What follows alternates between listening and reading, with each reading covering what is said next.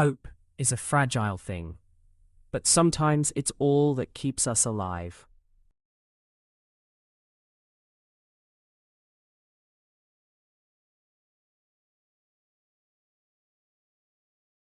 The roaring river swallowed everything. Broken planks, twisted cables.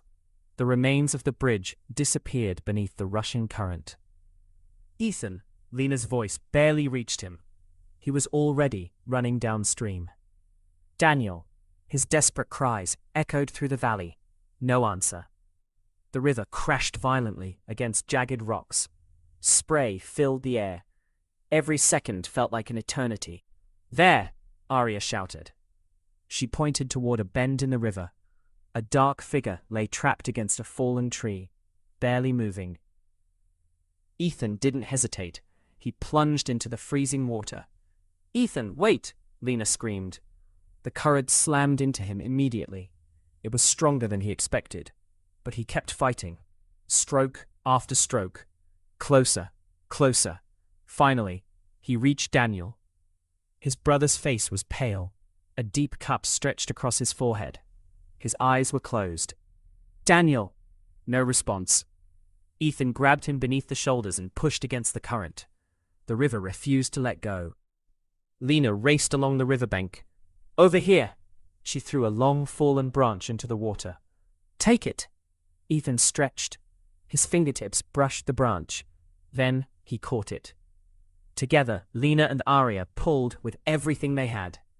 Slowly, painfully, the brothers reached the shore.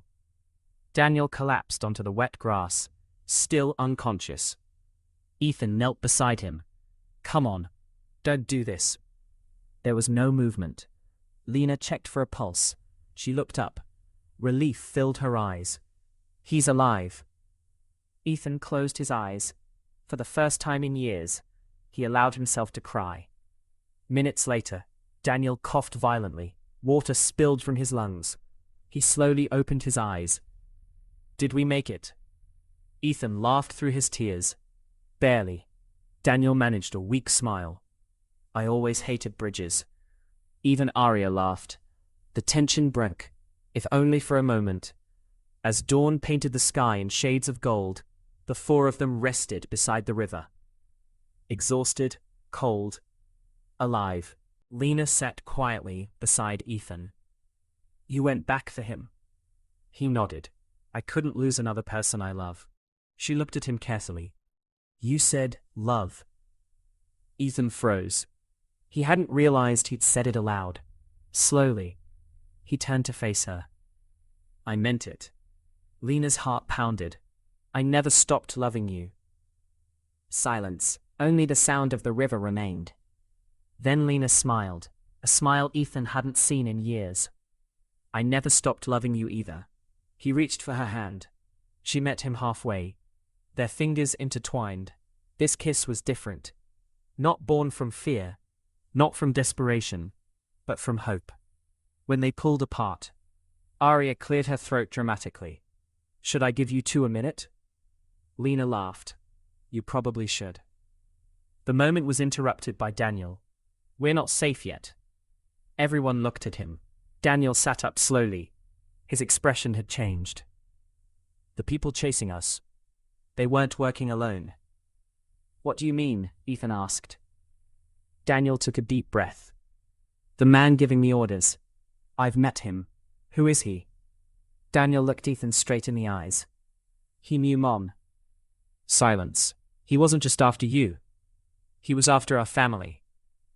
Lena frowned. "Why?" Daniel reached into his soaked jacket. Hidden inside a waterproof pouch was a small brass key. Old, worn, engraved with a single symbol. A raven.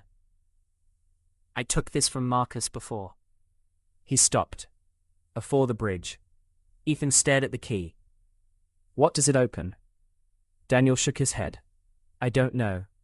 But Marcus's last words to me were, 'Don't let them find Blackwood.'" The four of them exchanged confused glances.